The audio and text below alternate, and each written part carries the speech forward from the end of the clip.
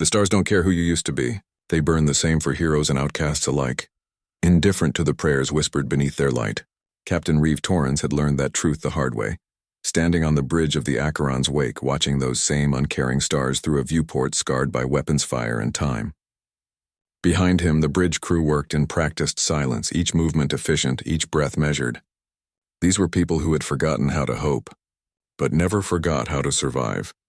Beside the captain stood his chief tactical officer, a woman named Sienna Vross, whose auburn hair was tied back in a knot, tight enough to match the tension in her jaw.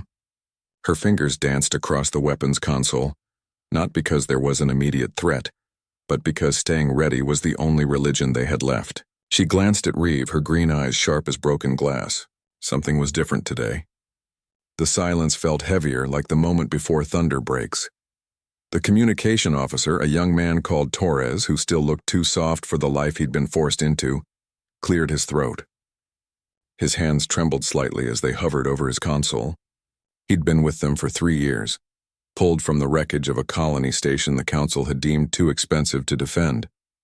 Like the rest of them, he'd learned that survival meant swallowing your fear until it became something harder, something useful. Their engineer, a grizzled veteran everyone called Brick because nobody remembered his real name anymore, emerged from the lower decks, wiping oil from his massive hands. His face was a roadmap of scars, each one a story he never told. He'd been there when Earth went dark, when the Council sealed the quarantine zones and left millions to die. Some wounds don't heal, they just teach you where to put your armor. Reeve turned from the viewport, his reflection ghosting across the glass. He barely recognized himself anymore. The young officer who'd believed in the Council's promise of unity, who'd thought humanity's aggression could be tempered by wisdom and patience. That man was dead. In his place stood someone harder, someone the galaxy had tried to break and failed. The scars on his face told part of that story. The rest lived in his eyes, in the cold calculation that had replaced naive hope. The transmission alert cut through the bridge's hum like a blade. Torres froze, his face going pale. Red priority signal, sir. It's coming from Council Central Command. Encryption level Alpha. That's reserved for existential threats. Sienna's hand moved to her sidearm instinctively. Could be a trap. They've tried before. Brick spat on the deck. Council doesn't talk to ghosts unless they need something, and they never need us. Reeve moved to the command chair, his boots echoing in the sudden quiet. His crew waited, watching him with the kind of trust you only earn after leading people through hell more times than anyone can count. He'd taken them from the edge of extinction, gathered the scattered survivors of humanity's exile, and forged them into something the galaxy had started to fear. Not an army, something worse. A reckoning, put it through. His voice was steady, betraying nothing. The holographic projector flickered to life, and the face that materialized made every human on the bridge go rigid. High Arbiter Kellen Orvex. His crystalline features perfectly composed, his eyes the color of frozen nitrogen. He looked exactly as he had 10 years ago when he'd cast the deciding vote to exile humanity, calling them a disease that threatened the Council's peace. Captain Torrens. The Arbiter's voice was smooth, practiced, the tone of someone used to being obeyed. I am transmitting under Protocol 7. This is not a negotiation or a trick. This is a formal plea for assistance. Reeve said nothing. He'd learned the power of silence, how it could unnerve even the most composed diplomat. Let them squirm. Let them feel a fraction of the helplessness they'd inflicted. The Arbiter continued, and for the first time, Reeve heard something he'd never expected. Fear. The Skarn Dominion has broken through our outer defenses. 17 systems have gone dark in the last 30 days. Our projections show total collapse within 6 months. We need soldiers who understand warfare at the level humans do. We need you. Sienna made a sound that might have been a laugh or a growl. Now you need us. After you watched us burn. After you called us animals and sealed us out here like contaminated waste. Orvex's expression didn't change, but something flickered behind those cold eyes. Mistakes were made. The Council acknowledges that humans were treated unjustly. We are prepared to offer full reinstatement, reparations, restoration of Earth's territorial rights. Everything you lost. Reeve leaned forward, his voice dropping to something dangerous. You think we survived because we wanted to come back? You think we built these ships, trained these soldiers, carved out a place in this hostile galaxy because we were waiting for your apology? The silence that followed was electric. Torres looked like he might be sick. Brick's scarred face split into something that wasn't quite a smile. Sienna's hand never left her weapon.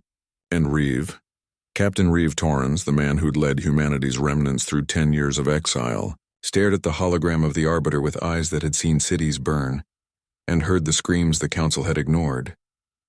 We didn't survive to earn your forgiveness. We survived to remind you why you were afraid of us in the first place. The transmission cut before Orvex could respond. The bridge remained silent for a long moment, the weight of that decision settling over them like radiation. Finally, Sienna spoke. Are we really going back? Reeve stood, his decision made in the same cold calculation that had kept them alive all these years. Yes, but not to save them. To show them what they created when they abandoned us. The war room aboard the Acheron's wake smelled like recycled air and old coffee, the kind of smell that gets into your bones after years in the void. Reeve stood before the tactical display, watching red markers spread across the holographic map like a disease. Each marker represented a fallen council system, worlds now silent under Skarn occupation. Billions dead or enslaved, the kind of numbers that stop meaning anything after a while until you remember that each one had a name, a life, a story, cut short. His command staff had gathered without being summoned. That's what happened when you lived on a knife's edge for a decade. You learned to sense when decisions were being made, when the current was about to shift. Sienna stood to his right, arms crossed, her tactical mind already working through scenarios. Brick leaned against the bulkhead, his massive frame making the reinforced walls look fragile. Torres sat at the communication station, nervously running diagnostic checks he didn't need to run. There were others too. Lieutenant Cade Wren, a pilot whose reflexes had saved them more times than anyone could count, his dark eyes constantly moving, always looking for the angle, the escape route, the opening. Dr. Mira Solon, their chief medical officer, who'd learned to perform surgery in zero gravity while under fire, her steady hands hiding a rage that burned as hot as anyone's. And Garrett Nash, their intelligence officer, a man who'd spent so long in the shadows that even his smile looked dangerous. We got 15 ships combat ready, Brick announced without preamble. Another 8 could be patched up if we had time, but they'd fall apart in a real fight. Against the Skarn, we'd need miracles and ammunition, probably in that order. Cade snorted. 15 ships against a Dominion that's already crushed the Council's fleet? We'd last about as long as a candle in a hurricane. Sienna's fingers moved across her datapad, pulling up intelligence reports they'd gathered over the years. The Council kept us in the dark, but we've been watching. The Skarn don't fight like anyone in this galaxy. They don't do strategy, don't care about supply lines or territory. They just consume. World after world, they strip everything organic and move on. They're not conquerors, they're locusts, and they're heading toward the core systems. Reeve studied the map in silence. He could see it now, the pattern he'd been looking for. The Skarn weren't random. They were targeting something specific, moving with purpose disguised as chaos. What's at the center of their advance? Nash leaned forward, highlighting a system that made everyone in the room go still. Novaris Prime, the Council's military research hub. Whatever they've been developing there, the Skarn want it, or want it destroyed. Dr. Solon spoke up, her voice carrying the weight of someone who'd seen too much death. If the Skarn reach Novaris, they'll have access to weapons research spanning centuries. Bioweapons, antimatter tech, things the Council swore they'd never build. In Skarn hands, those weapons could wipe out entire sectors. Torres turned from his console, his young face struggling with something. Sir, we're getting more transmissions, not just from the Council. Individual colonies, independent stations, even some of the species that voted to exile us, they're all asking for help, begging for it. Reeve felt something twist in his chest, an old wound that never quite healed. He remembered sending those same desperate messages when Earth was dying, watching them disappear into the void, unanswered. The galaxy had made its choice then. Now it expected mercy it never showed. Sienna moved closer to the display, her tactical mind cutting through the emotion. If we're doing this, and I'm not saying we should, we can't fight them head on. We'd need to hit them where they're weak, disrupt their advance, buy time for evacuations. She paused, her eyes meeting Reeve's. But that's not what you're planning, is it? He smiled, but there was no warmth in it. No, we're not saving the Council. We're taking it. The room erupted. Brick laughed, a sound like grinding metal. Cade sat up straighter, suddenly interested. Dr. Solon looked horrified and intrigued in equal measure. Nash just nodded slowly, already working through the implications. Torres looked like he might faint. "You can't be serious," the young officer said. "We'd be starting a war on two fronts. The Skarn and the Council both." Reeve turned to face his crew, these people who'd become more than soldiers, more than survivors. They were witnesses to humanity's fall and architects of its resurrection. They deserved to understand. The Council is collapsing. In 6 months, maybe less, it won't exist. But the systems, the resources, the infrastructure, that will remain. Right now, they're desperate enough to let us in, to give us access. We use that. We position ourselves not as saviors, but as the only ones capable of holding things together when it all falls apart. We don't save their civilization. We inherit it. Sienna's expression shifted, understanding dawning. You want to become the new power structure. Not conquerors, but the foundation they're forced to build on. Nash added, and when the dust settles, when the Skarn are dealt with, humanity won't be exiles anymore. We'll be essential, indispensable. They'll have no choice but to accept us, because without us, there's nothing left. Brick cracked his knuckles. I like it, it's devious. It's exactly what they'd do to us if positions were reversed. Dr. Solon stood, her healer's instinct warring with her survivor's pragmatism. And the people caught in the middle? The innocents on those worlds? Do they become acceptable losses in this plan? Reeve met her eyes, refusing to look away from the hardest question. We'll save who we can, but our priority is ensuring humanity survives with enough power that we're never vulnerable again, never exiled again, never ignored while we burn again. The room fell silent. They all understood. This wasn't about heroism or redemption. This was about survival elevated to strategy, trauma transformed into policy. Cade finally spoke, his pilot's instinct reading the currents. When do we move? Reeve looked back at the tactical display, at the spreading red markers, at the council systems going dark one by one. At the opportunity written in blood and fire. Send a message to Arbiter Orvex, tell him we're coming. Tell him we'll stop the Skarn advance at Novarus Prime. And tell him that when we do, humanity gets a seat at the table, not as guests, as equals. He paused, letting the weight of it settle. And if he refuses, tell him we'll leave the council to its fate and build our own empire from whatever's left. The crew dispersed to their stations, each one carrying a piece of the impossible task ahead. Sienna lingered, her hand briefly touching Reeve's arm. This could destroy us. What's left of humanity could burn, trying to save people who abandoned us. He nodded, acknowledging the truth she spoke. Or it could be our resurrection. Either way, we stop being ghosts. We stop hiding in the dark corners of the galaxy. We become something they can't ignore, can't dismiss, can't exile. She studied his face for a long moment, then smiled. That's what scares them most. Not that we're dangerous. That we're determined.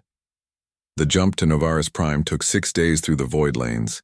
6 days of preparation and anticipation that felt like holding your breath underwater. Reeve spent those days walking the corridors of his fleet. 15 ships that carried the last organized remnant of humanity's military might.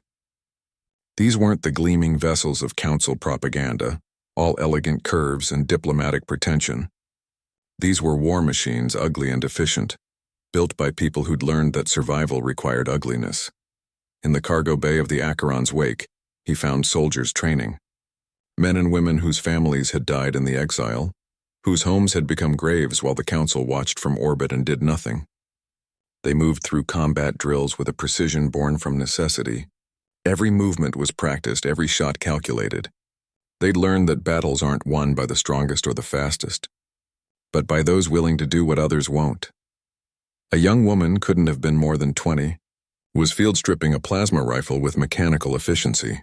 Her name was Private Janara Quinn, and Reeve knew her story like he knew all of theirs. She'd been 8 when the exile happened, when her parents had put her on the last transport off Earth before the orbital bombardment began. She'd grown up in refugee camps, learning to fight before she learned to read properly. Now she was one of his best marksmen, Captain. She snapped to attention, but Reeve waved her at ease. I wanted to thank you, she said quietly, for giving us this chance, not to go back to what we were, but to become something new. He studied her young face, seeing the determination there, the kind that comes from losing everything and deciding to build something from the ashes. You don't need to thank me, Private. You're the reason we're still here. All of you. You refused to quit when quitting would have been easier. In the medical bay, Dr. Solon was cataloging supplies, her movements efficient despite the exhaustion evident in her eyes. She looked up when Reeve entered, offering a tired smile. "Preparing for casualties?" he asked. She nodded, always. "But this time feels different. We're not just surviving anymore. We're making a statement." He moved to the window overlooking the vast emptiness between stars. "That's what scares me. Statements get people killed." She joined him at the window, her reflection ghosting across the glass beside his. "My daughter would be 17 now," she said suddenly. "If she'd survived Earth. I think about her every day, wonder what she'd think of who I've become. Hard where I used to be gentle, calculating where I used to be compassionate." Reeve understood. They all carried ghosts. That's what Exile did. It took your past and turned it into weight you carried forever. Your daughter would be proud. You didn't break. You bent, adapted, became what was necessary. That's not weakness. That's the strongest thing a person can do. In the navigation room, Cade was plotting their approach to Novaris Prime, his fingers dancing across holographic controls. Taurus sat beside him, learning, always learning. The kid had promise, the kind that comes from refusing to accept that you're too young or too inexperienced to matter. "The Skarn have the system surrounded," Cade explained, highlighting enemy positions. 17 dreadnoughts, maybe 100 smaller vessels. They're not blocking access, they're preparing for something big, an assault on the research station itself. Reeve studied the tactical situation. 15 ships against that armada was suicide by any reasonable calculation, but they'd stopped being reasonable the day the Council abandoned them. "What's our window?" Cade zoomed in on a narrow corridor between enemy formations. 47 minutes from jump point to station docking. We'd be exposed, taking fire from multiple angles. Half our ships might not make it. Torres spoke up, his voice steady despite the fear Reeve could see in his eyes. But the half that do make it could evacuate the research personnel and their data, save something before the Skarn take it all. Garrett Nash appeared in the doorway, his intelligence officer's instinct for timing impeccable. "Got something you need to see?" He pulled up a decrypted transmission. Council military command struggling to coordinate what remained of their forces. They're planning to abandon Novaris, evacuate what personnel they can, and destroy the station to keep it out of Skarn hands. Reeve felt cold calculation settle over him. When? 12 hours from now. Right after we're scheduled to arrive, the pieces fell into place. The Council wasn't asking for help. They were using humanity as a distraction, expendable soldiers to buy time for their retreat. It was exactly what they'd always done, treating human lives as currency to spend for their own survival. Sienna entered, reading the situation instantly from everyone's expressions. "They set us up. We're the sacrifice play." Reeve turned to his command staff, these people who'd become his family in the years since Earth fell. Every face showed understanding. They'd all known this was possible, that trust was a luxury they couldn't afford. "But here's what the Council doesn't understand," Reeve said, his voice carrying the weight of 10 years' survival. "They think sacrifice means losing. For us, sacrifice has always meant winning. We gave up everything, our homes, our past, our place in the galaxy, and we turned it into strength. So here's what we're going to do. We're going to save Novaris Prime, not for them, for us." Brick's scarred face split into a grin. "Now you're talking, how?" Reeve moved to the tactical display, his mind working through the impossible math of survival. "We split the fleet.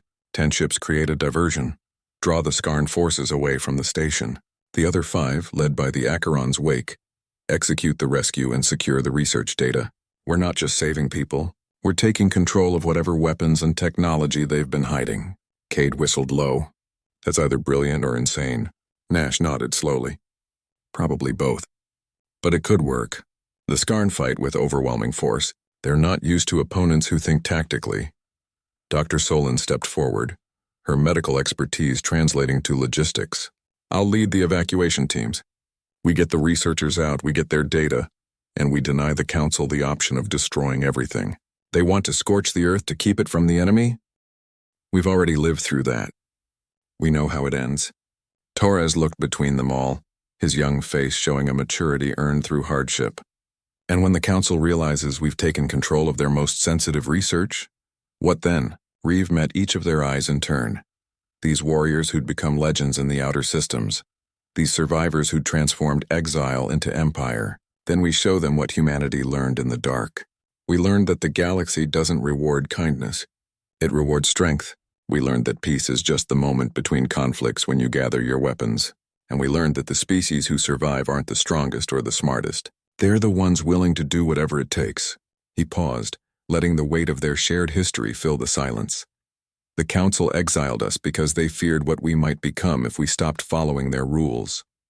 They were right to be afraid, because we became exactly what they needed us to be, and now they'll have to live with that choice. Sienna placed her hand on the tactical display, covering the red markers that represented the Skarn threat. For Earth, for everyone we lost, for everyone we saved. Brick added his hand. For proving they were wrong about us. Cade, Torres Nash, and Dr. Solon joined, hands overlapping on the display. A covenant sealed not in hope but in determination. Reeve placed his hand last, completing the circle. For humanity, not the humanity we were, the humanity we became. The fleet moved as one through the void, 15 ships carrying the weight of species survival. And somewhere ahead in the burning system of Novaris Prime, the galaxy was about to learn what happens when you exile the one species that refuses to stay dead. The void around Novaris Prime burned with weapons fire, a light show that would have been beautiful if it wasn't painting death across the darkness. Reeve stood on the bridge of the Acheron's wake, watching his fleet execute the impossible. 10 ships led by Brick's dreadnought, the Iron Testament, tore into the Skarn formation with a ferocity that caught the alien swarm off guard. Humanity had learned to fight without honor, without hesitation, because those who hesitate in the void don't get second chances. The Skarn responded with overwhelming force, exactly as predicted.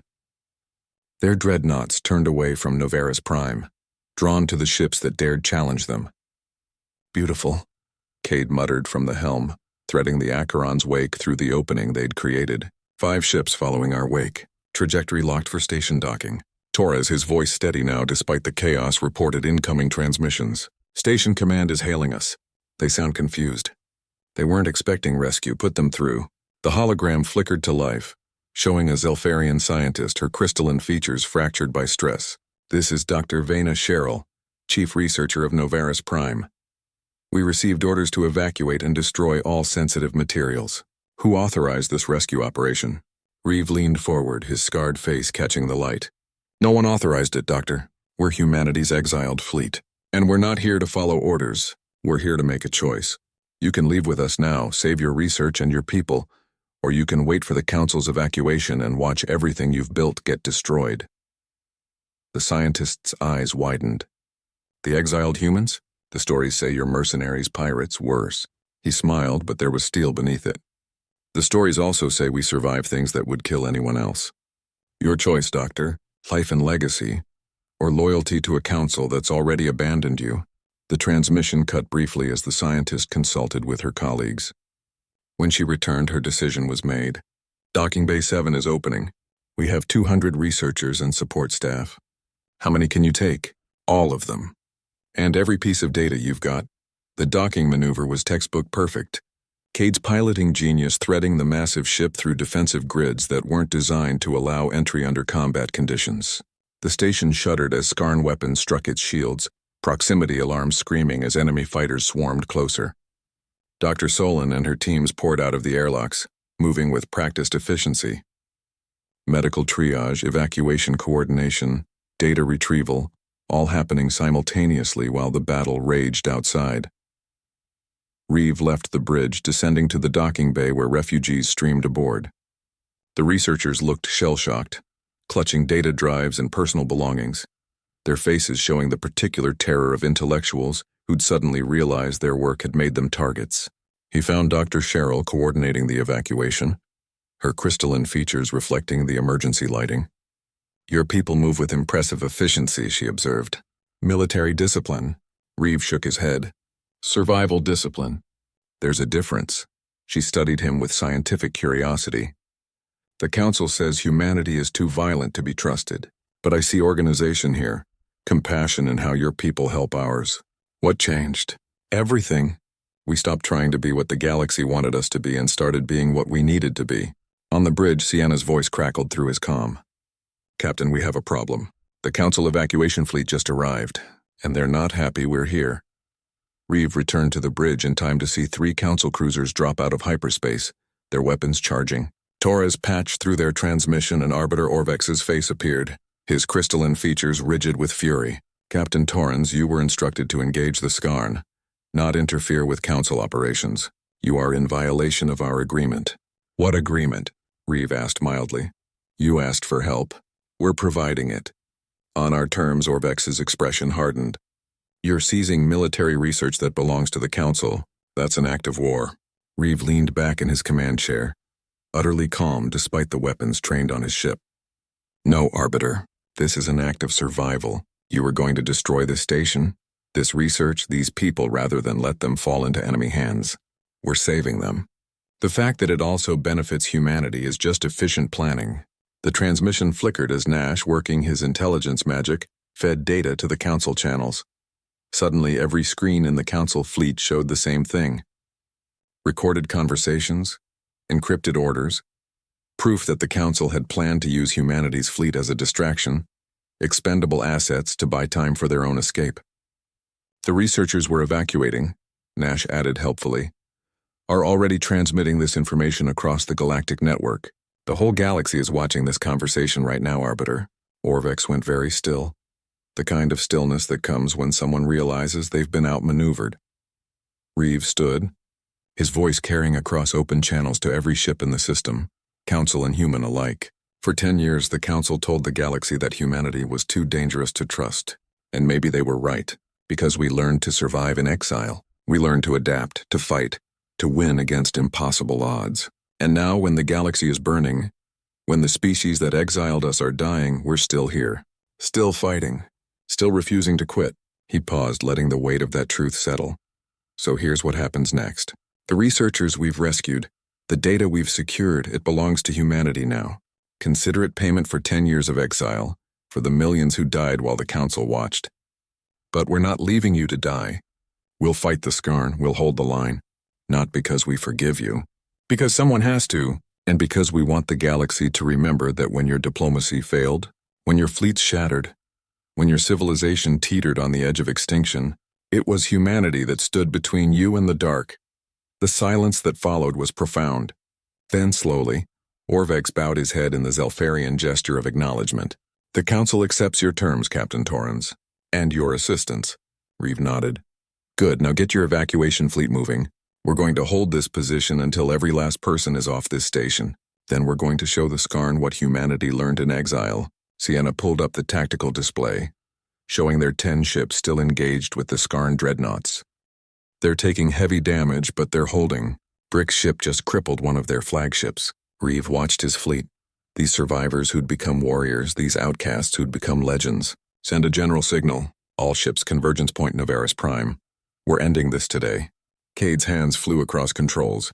Captain, if we engage the full Skarn force with what we've got, we'll be outnumbered 10-1. I know. But they've been fighting council ships, vessels designed for peacekeeping and exploration. They haven't fought human ships yet. Ships built by people who learned that war isn't about glory. It's about winning. The Acheron's wake turned into the battle, its weapons coming online with a sound like thunder in the void. Behind it, the rest of humanity's fleet converged, battered but unbroken. They moved with a coordination that came from fighting together through every nightmare the galaxy could throw at them. No elegant formations, no diplomatic posturing. Just brutal, efficient violence directed with surgical precision. The Skarn swarm met them head-on and the void became fire. Hours later, when the last Skarn dreadnought broke apart under concentrated fire, when the enemy fighters retreated in disarray, when the impossible victory was won, Reeve stood alone in the observation deck. The cost had been high. 3 ships destroyed, hundreds dead, injuries that would take months to heal. But they'd held. They'd won, and the galaxy had watched it happen. Torres approached quietly. Sir, we're getting transmissions from across the galaxy. Colonies, independent systems, even some council members. They're asking if humanity would be willing to help defend their systems. Reeve stared out at the stars, those indifferent burning points of light that had witnessed humanity's fall and rise. What do you think? He asked. I think, Torres said slowly, that we stopped being exiles today. We became something else. Something the galaxy needs. Reeve nodded. Then we help them. On our terms. We build something new from the ashes of what we lost. Not the old council, not the old humanity. Something better. Something forged in fire. Dr. Cheryl found him later, her researchers settling into quarters aboard the human fleet. She carried a data crystal, its surface etched with complex patterns. This contains our most advanced research. Weapons that could turn the tide of this war. I'm giving it to you, not the council. Because I think humans understand something the rest of us forgot. The war isn't the important part. What matters is what you build when the fighting stops. He took the crystal, feeling its weight. And what do you think we'll build, Doctor? She smiled, a gesture that didn't translate perfectly across species but carried meaning nonetheless. A galaxy that remembers that the species they exiled, the humans they called too violent to trust, were the ones who saved them when it mattered most. That's a legacy worth building on. Reeve returned to the bridge where his crew waited. Sienna with her tactical brilliance, Cade with his pilot's instinct, Brick with his unbreakable spirit, Torres with his growing confidence, Dr. Solon with her healer's compassion, Nash with his calculating mind. All of them survivors who'd become family. Set course for the outer territories, he ordered. We have systems to defend, people to protect, and a new order to build. Cade grinned. And maybe along the way we remind the galaxy why they should have never counted us out. The Acheron's wake turned away from Navaris Prime, leading humanity's fleet toward a future they would write themselves. Behind them, the Council's ships followed, no longer leading but following. The age of exile was over. The age of resurrection had begun, and somewhere in the void the stars burned on, indifferent as always. But beneath their light, humanity moved with purpose, no longer forgotten soldiers but architects of a new tomorrow. They had been cast out, abandoned, left to die. Instead, they'd become exactly what the galaxy needed. Not saviors, not conquerors. Simply survivors who refused to let their story end. And in that refusal, in that stubborn determination to keep fighting, keep living, keep building, they'd found something more valuable than acceptance or forgiveness. They'd found themselves. The transmission that went out across the galaxy that night was simple. Broadcast from the Acheron's wake to every corner of known space. This is Captain Reeve Torrens of humanity's fleet. To those who need help, we're coming. To those who would harm the innocent, we're coming for you. And to those who thought exile would destroy us, watch what we built from the ashes. Watch and remember. Humanity doesn't quit. We never have. We never will.